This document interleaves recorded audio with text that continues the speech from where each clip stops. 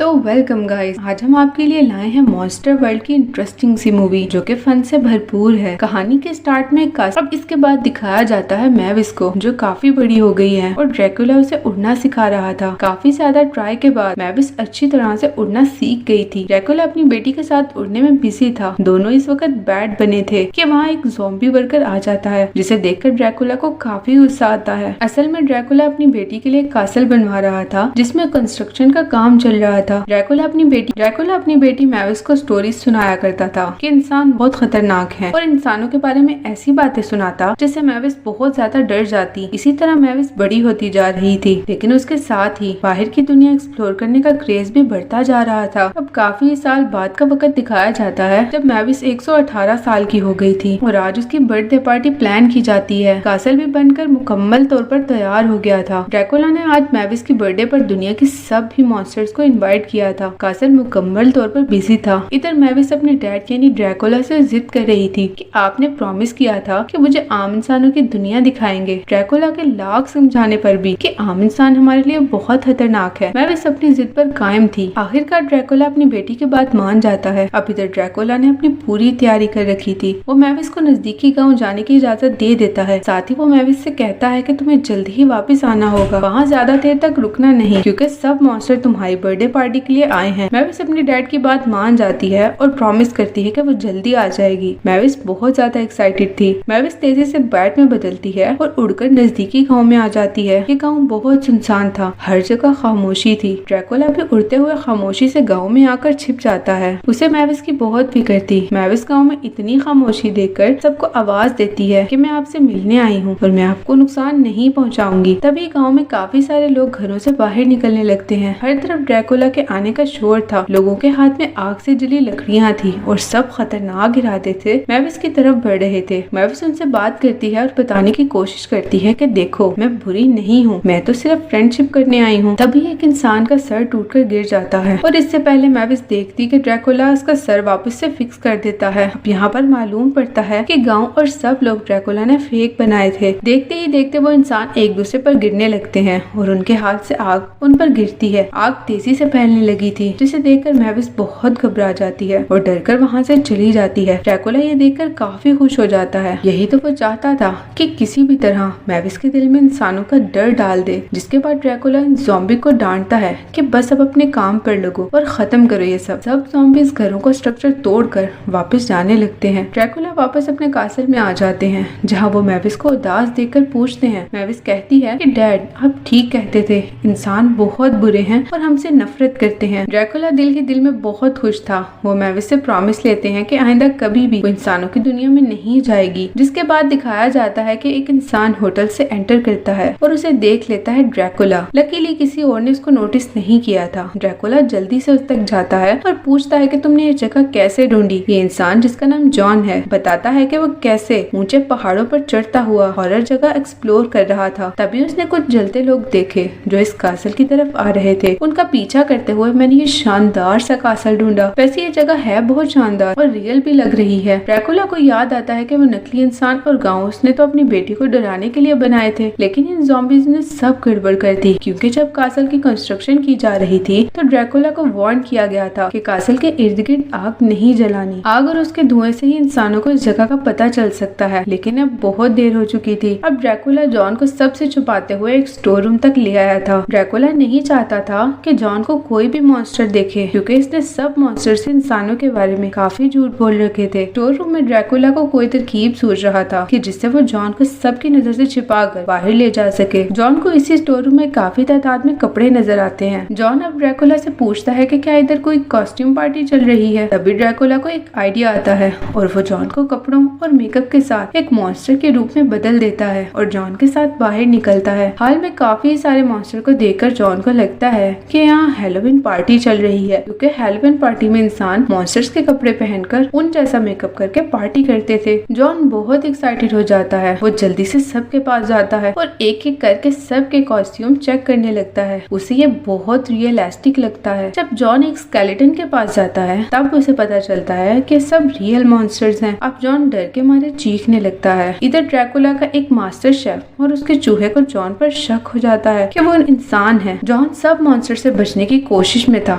लेकिन फिर भी हर एक से टकरा रहा था। इसी दौरान जॉन एक पिच से टकरा जाता है और एक्सीडेंटली उसी के मैजिकल झाड़ू पर गिरता है। इससे उड़ता हुआ वो मैविस से जा टकराता है। मैविस और जॉन अब स्टेयर्स पर गिर जाते हैं। ड्रैकुला बिल्कुल भी नहीं चाहता था कि मैविस उसको इंसान को देखे। वो तेजी से जॉन को उठाता है और अपने रूम में ले आता है। जॉन इधर आकर फिर से चिल्लाने लगता है कि प्लीज मुझे मत मारो, मैं यहाँ से चला जाऊंगा, तुम मेरा खून ना पियो, मुझे पता है ड्रैकुला खून पीते हैं। ड्रैकुला उसको खामोश होने का कहता है कि हम ड्रैकुला ने इंसानों का खून पीना छोड़ दिया है। इतना सुनकर जॉन पुरसकून हो जाता है कि अब मेरी जान को कोई खतरा नहीं। ड्रैकुला अब जॉन को उसके बैकपैक के साथ उठा लेता है और विंडो के रास्ते कासल से बाहर ले जाता है। तभी मैविस कहीं से उड़ती हुई वहाँ आ जाती है। वो ड्रैकुला से पूछती है कि ये कौन है और आप इसे कहाँ ले जा रहे हैं। अब ना चाहते हुए भी ड्रैकुला को वापस से जॉन को रूम में लाना पड़ता है। मैविस के पूछने पर ड्रैकुला बताते हैं कि जॉन एक मॉन्स्टर है और वो एक अच्छा पार्टी प्लानर है। ये तुम्हारी बर्थडे पार्टी को शानदार बनाने यहाँ पर आया है और अब इसका काम मुकम्मल हो चुका है, तो इसे मैं वापस छोड़ने जा रहा हूँ। मैविस इस जवाब से काफी हद तक मुतमईन हो जाती है। अब ड्रैकुला उस कासल के कुछ हिडन रस्तों से जॉन को लेकर बाहर जाना चाहता था। ये रास्ते कभी किसी रूम में जा खुलता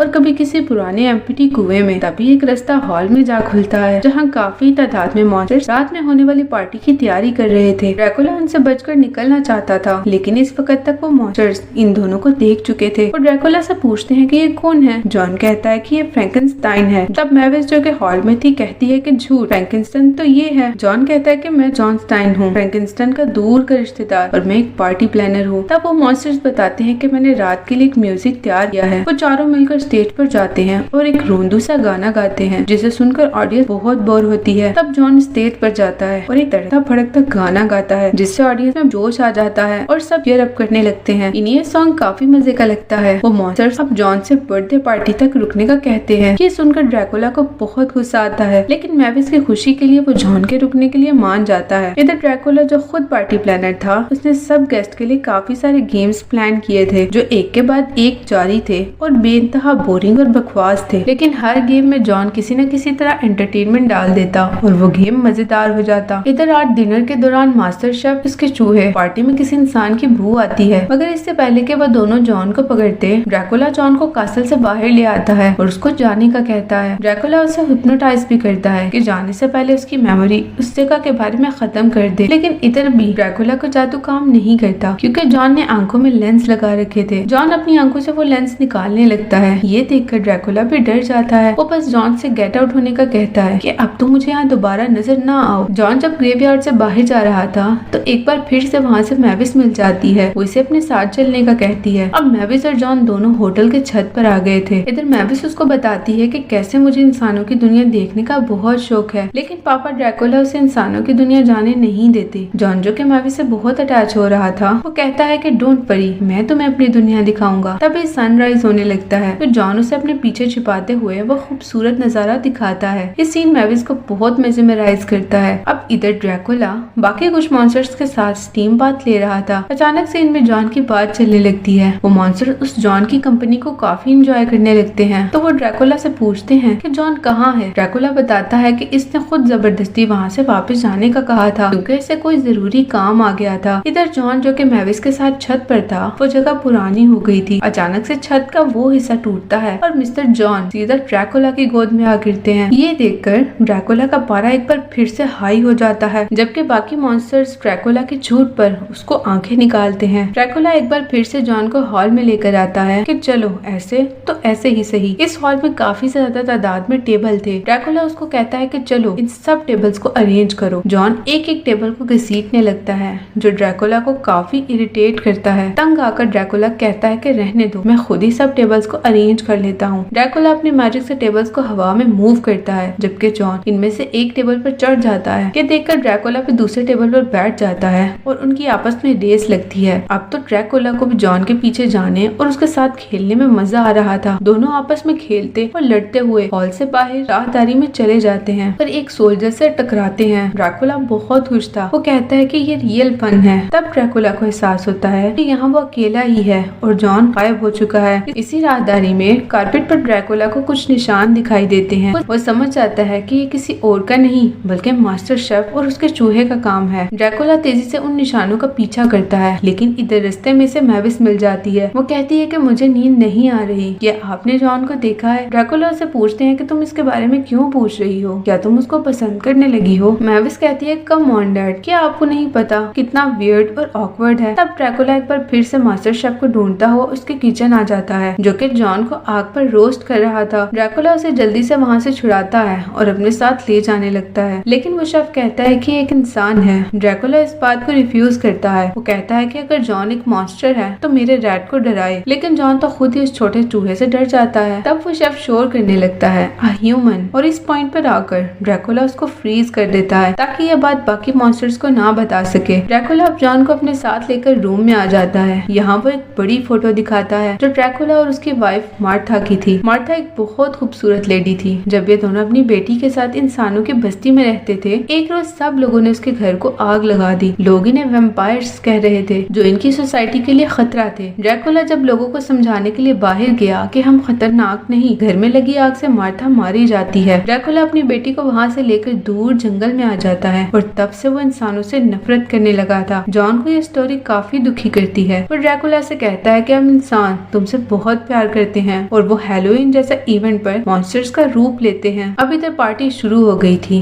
जबकि जॉन ने लाइटिंग के जरिए बहुत ब्यूटीफुल सी अरेंजमेंट की थी। सब मॉन्स्टर्स बहुत चिल कर रहे थे और वो सब जॉन को इस पार्टी को एंजॉय कर रहे थे कि इस पार्टी के दौरान ही मास्टर शेफ आ जाता है और वो सबके सामने ब्लास्ट करता है कि जॉन एक इंसान है, जिससे सब शॉक हो जाते हैं। और मैविस को इससे बुरा नहीं लगा था। वो कहती है कि मुझे ऐसे ही जॉन पसंद है, चाहे वो इंसान ही क्यों ना हो। लेकिन जॉन ने जिस ड्रैकुला से प्रॉमिस किया था कि पार्टी खत्म होने के बाद वो चला जाएगा, वो मैविस से कहता है कि मुझे ड्रैकुला से नफरत है, मैं उनको जला देना चाहता हूँ, मुझे सब मॉन्स्टर्स से नफरत है। और जॉन इस पार्टी से चला जाता है। इधर मौजूद मॉन्स्टर्स को जब पता चलता है कि जॉन एक इंसान है तो वो भी इससे डरने लगते हैं। मैविस दुखी सी होकर वहाँ से चली जाती है। ड्रैकुला जब देखते हैं कि वो उदास सी छत पर बैठी है तो वो मैविस के पास आ जाते हैं और पूछते हैं कि तुम्हें जॉन पसंद है? मैविस कहती है कि मुझे दुनिया घूमनी है और एडवेंचर करना है और जॉन इस लिहाज से मुझे पसंद है। अब ड्रैकुला को रिग्रेट होने लगता है। इसने जॉन को वापस भेजकर बहुत बुरा किया, क्योंकि ड्रैकुला को भी जॉन अच्छा लगने लगा था। ड्रैकुला इसके बाद मॉन्स्टर्स के पास आता है और उन्हें कहता है कि आज तक जो कुछ इंसानों के बारे में मैंने बताया वो सब झूठ था। ड्रैकुला उनसे माफी मांगता है, जिस पर वो उसको माफ कर देते हैं। इधर मॉन्स्टर्स उसको बताते हैं कि असल में तो वो लोग भी जॉन की कंपनी को एंजॉय करते हैं। वो सब ड्रैकुला की हेल्प करने के लिए तैयार थे।